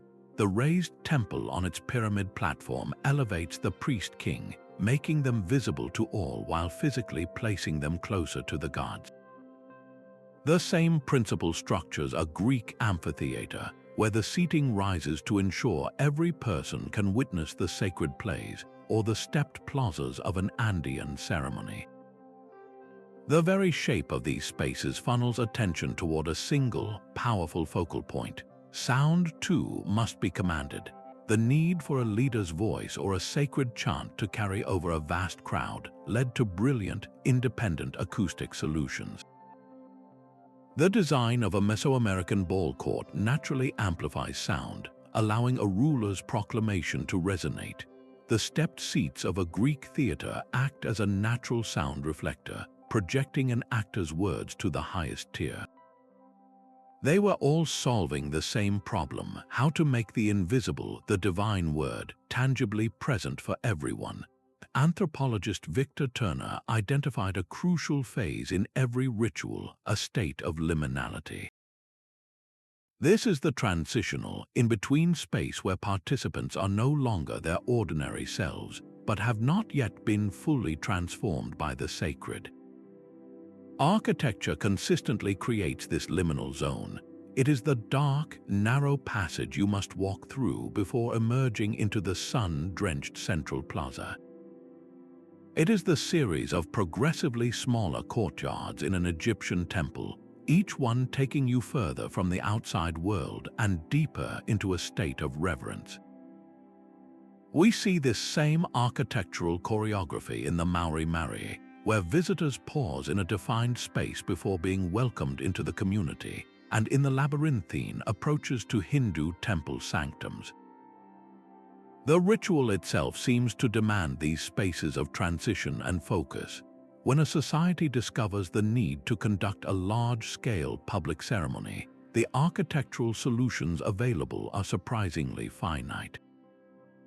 You need an approach, a gathering place, a focal point, and a controlled transition. These functional needs, born from the universal human practice of collective ritual, provide a powerful explanation for the familiar forms we see across the globe. The pyramid, the processional way, and the sacred precinct are not evidence of a shared secret blueprint, but the inevitable outcome of a shared human need to come together, to witness, and to transform. A master builder in ancient Egypt would inscribe his knowledge not on papyrus, but on the very walls of eternity. Deep within the pyramids, the so-called pyramid texts are far more than spells for the afterlife. They are precise, almost coded descriptions of construction. They detail the use of ramps, the calculations for slope angles, and the rituals for laying a foundation stone that must stand for millennia. Thousands of miles away, the few surviving Mayan codices, those bark paper books that escaped the flames of conquest, contain their own intricate building instructions. They depict the raising of temples, the proportions of doorways, and the astronomical alignments crucial for a building's sacred purpose. The parallels in this technical knowledge are striking. Both cultures possessed a sophisticated understanding of geometry, of load-bearing mechanics, and of how to harmonize a structure with the cosmos. Yet the language they used, the specific glyphs and technical terms, are worlds apart. An Egyptian priest would have had no word for the corbel vault a Mayan architect described, and the Mayan scribe would not recognize the Egyptian term for a specific ramp construction. This divergence in vocabulary points strongly to a brilliant but isolated development. The knowledge was not copied, it was independently discovered and encoded in two completely different linguistic systems. Centuries later, and on opposite ends of the Eurasian continent, this codification of architectural wisdom reached new heights. In Rome, the architect Vitruvius penned his 10 books on architecture, a comprehensive manual covering everything from aqueducts to temple proportions. In China, during the Song dynasty, the imperially commissioned Yingzhou Fashu was published, an equally detailed technical guide for carpentry, masonry, and construction management. Both texts reveal an advanced understanding of materials, stress, and aesthetic principles. Vitruvius wrote of fermeters, utilitas, venusters, strength, utility, and beauty. The Chinese manual articulated nearly identical principles, emphasizing structural integrity, functional design, and harmonious form. They were solving the same universal problems of engineering and aesthetics, and they arrived at the same core conclusions, yet their measurement systems, the Roman foot and the Chinese kai, were entirely separate, born from different cultures and different conceptions of the human form. How then did such complex knowledge spread and survive without a shared language? The answer may lie not in books, but in people. For centuries, the true secrets of the craft were transmitted orally through guilds and secret societies. A master mason would teach his apprentices through hands-on demonstration, using a secret language of gestures, tools, and symbolic drawings. This system of guarded knowledge, from the Dionysian artificers of the ancient world to the medieval guilds of cathedral builders, created a closed loop of expertise. A stonemason from France and a carpenter from Japan, both trained in such a system, would develop a similar depth of practical knowledge and a similar reverence for geometric truth, all while believing their own tradition was unique. This hidden network of craft transmission could easily create the illusion of a shared ancient blueprint, when in reality, it was the universal structure of apprenticeship itself that produced such parallel sophistication. The written record, therefore, offers us a crucial lens. When we see nearly identical architectural forms, we must look at the words used to describe them. The consistent differences in technical language and measurement systems across the ancient world are some of the strongest evidence we have for humanity's shared but independent genius. The stones may look the same, but the instructions for raising them were written in 1,000 different tongues, each a testament to a culture finding its own way to touch the sky. The stone itself held the first blueprint. Across the world, the type of rock available to a civilization fundamentally shaped what they could build, creating a deceptive layer of similarity born not from shared ideas but from shared geology. In regions rich with granite, like ancient Egypt and the remote island of Rapa Nui, builders faced the same unyielding material. Granite is brutally hard, resistant to fine detailing but incredibly durable. Working it demands specific, forceful techniques. The massive moai statues of Easter Island and the colossal obelisks of Egypt both bear the marks of this struggle, shaped by pounding with even harder stones like dolerite. They arrived at similar methods of quarrying and shaping not through contact, but through the simple, physical conversation between hammer and stone. The material itself dictated the technical solution, forcing isolated cultures down parallel paths of innovation. This principle extends to volcanic landscapes. The Maya built their towering pyramids from the abundant limestone of the Yucatan Peninsula, a relatively soft stone that allowed for intricate carvings of gods and glyphs. Meanwhile, in the Greek islands, builders used the local volcanic tuff and andesite. Both stones are porous, relatively lightweight, and easy to cut into precise blocks. The result, from a distance, the weathered gray facades of a Mayan platform and the foundations of a Mycenaean citadel can appear strikingly similar. This is not a shared architectural style, but a shared geological coincidence. The color, texture, and even the blocky appearance are direct consequences of the local bedrock. Even the most iconic forms were guided by this practical logic. Why did so many cultures build with massive, megalithic blocks? In many cases, it was simply because that was what the land provided. The rolling hills of Britain offered large, manageable slabs of sarsen stone, perfect for the trilithons of Stonehenge. The Andes Mountains presented the Inca with naturally fractured granite in immense sizes, which they famously fitted together in their polygonal walls. When your primary building material comes in giant pieces, you develop a culture of megalithic construction. If the same stone had been available in small, pebble-like form, their architectural expression would have been entirely different. This geological perspective acts as a crucial filter for our mystery.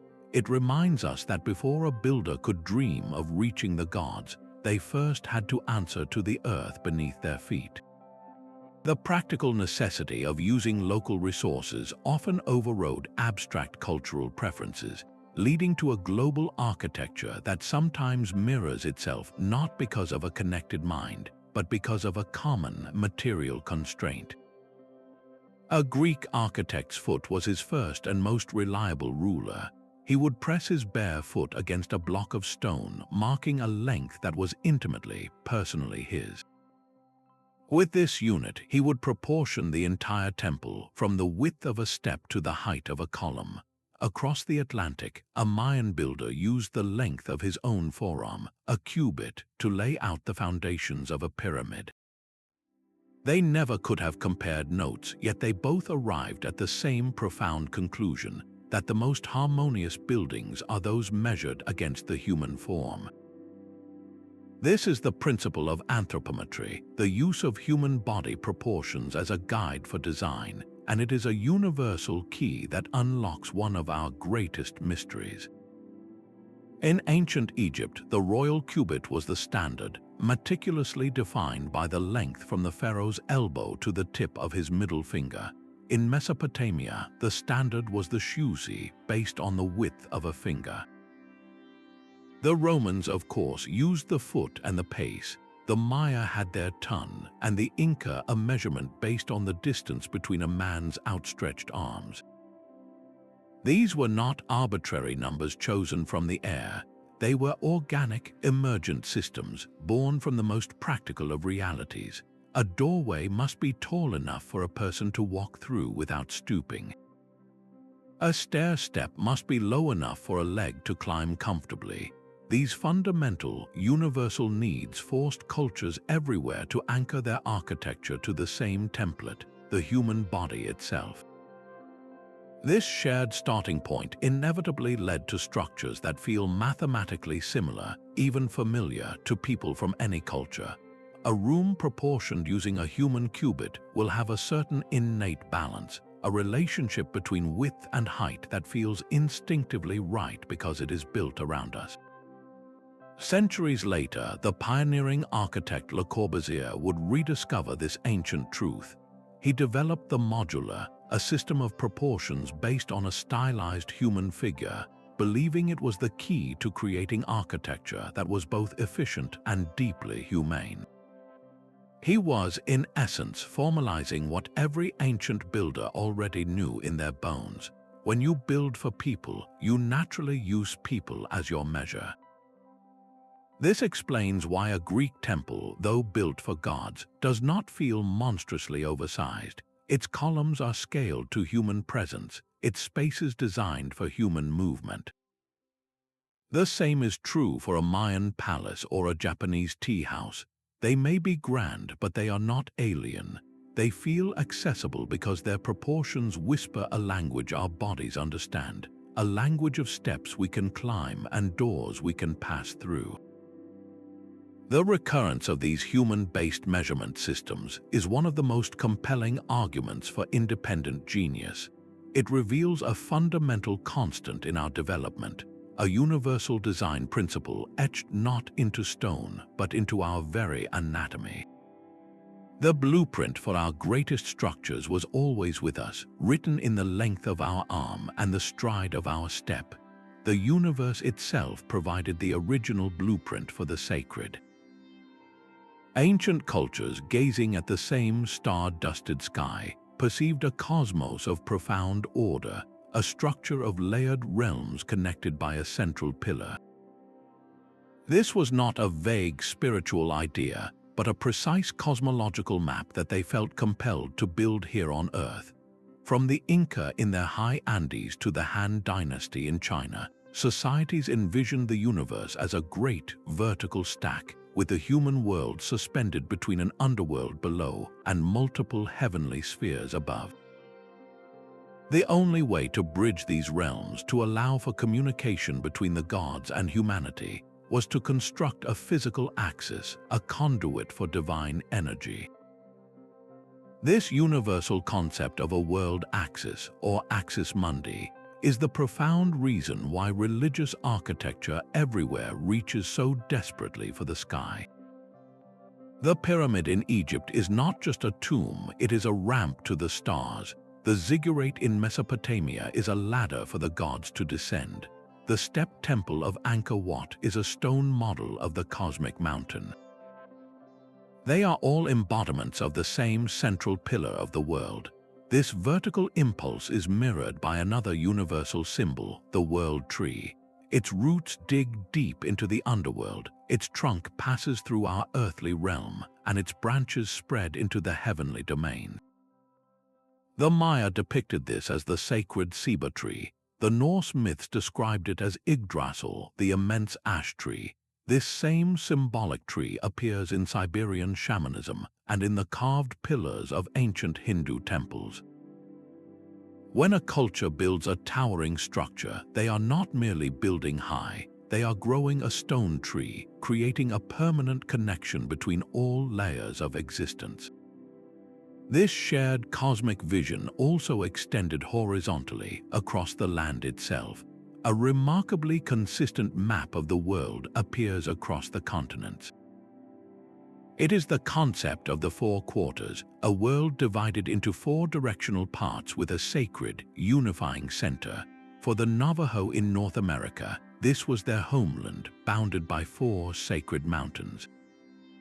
In ancient China, it was the Middle Kingdom, the central realm from which order emanated to the four directions. The Maya laid out their cities as a four-part cross, with a great world tree at the very center. This was not just a convenient way to organize space, it was a reflection of the celestial order they observed in the four cardinal directions, the path of the sun, and the turning of the seasons. The work of historians like Mircea Eliade reveals that for ancient humanity, building a temple or founding a city was a cosmic act. It was the ritual creation of order out of chaos, the establishment of a sacred center where none existed before. This is why the plans for these places are so often identical, a perfect square or circle oriented to the four directions. The city, the temple, the pyramid, all became microcosms, tiny, perfect models of the entire universe. When you understand this deep, psychological need to create a center and connect it to the heavens, the architectural parallels cease to be a mystery and start to feel inevitable. If the cosmos is structured in a certain way, and humanity's purpose is to harmonize with that structure, then our most sacred buildings will naturally converge on the same magnificent forms. They are not copies of each other, but independent sketches from the same divine blueprint. These ancient echoes in stone are not just relics for museums, but a living library of solutions for our modern world. The passive cooling systems perfected in ancient Persia, with their clever wind-catching towers, and the thermal mass principles used in Mayan stone palaces to stabilize indoor climates, were both brilliant, independent answers to the same environmental challenge. They achieved perfect comfort without a single watt of electricity, using only the physics of air and stone. Today, as we grapple with the urgent need for sustainable design, architects are looking back to these ancient masters, reviving their wisdom to create buildings that breathe with the planet. The past offers us a powerful lesson in biomimicry, not just of natural forms, but of human ingenuity itself. It shows us that the most elegant solutions are often timeless, waiting to be rediscovered in the quiet conversation between a building and its environment. This global tapestry of architectural thought reminds us that while our cultures express themselves in beautifully diverse ways, our fundamental creative spirits are woven from the same thread. We all look at a mountain and see a challenge to ascend. We feel the sun's heat and seek a way to find cool shade. We gaze at the stars and long to build a bridge. Recognizing these shared impulses can dissolve the artificial barriers of time and distance, fostering a deeper, more humble appreciation for the collective human journey. The pyramid, the arch, and the sacred circle are more than just structures. They are a universal language speaking to us across the ages. They tell a story not of a single, lost civilization, but of the boundless potential within us all, a shared genius that continues to shape our world, urging us to build a future as enduring and inspired as the monuments left by our ancestors. Our journey through these silent stone echoes reveals a profound truth about who we are. The pyramids, the circles, the towering temples, they are not just monuments of isolated genius, but a global chorus of human aspiration. We have seen how the same brilliant forms can arise from the simple logic of physics, from the shared challenges of sun and stone, and from the deep psychological archetypes that guide our dreams. We have dared to wonder if ancient seas were crossed, carrying the seeds of these ideas on forgotten currents. The evidence does not point to a single, simple answer, but to a magnificent tapestry of possibilities. Our differences, the unique cultural fingerprints on every structure, celebrate the beautiful diversity of human expression. Yet our similarities, the recurring shapes that span continents, speak to something even deeper, a shared foundation of the human spirit. We all look at the same sky and feel the same urge to build a bridge to the stars. We all seek to impose order on chaos, to honor our gods and our rulers, and to leave a mark that whispers our name to the future. The stones themselves are the ultimate historians, holding stories we are only beginning to understand. They remind us that our past is not a collection of isolated chapters, but a single, interconnected human story. As we continue to decipher their language, we uncover more than just lost building techniques. We gain a deeper insight into our own collective potential. These ancient builders, separated by oceans and millennia, challenge us to look beyond our own horizons. They invite us to keep questioning the map of history, to keep exploring the frontiers of our past, and to continue building bridges, both of stone and of understanding, in our own ever-evolving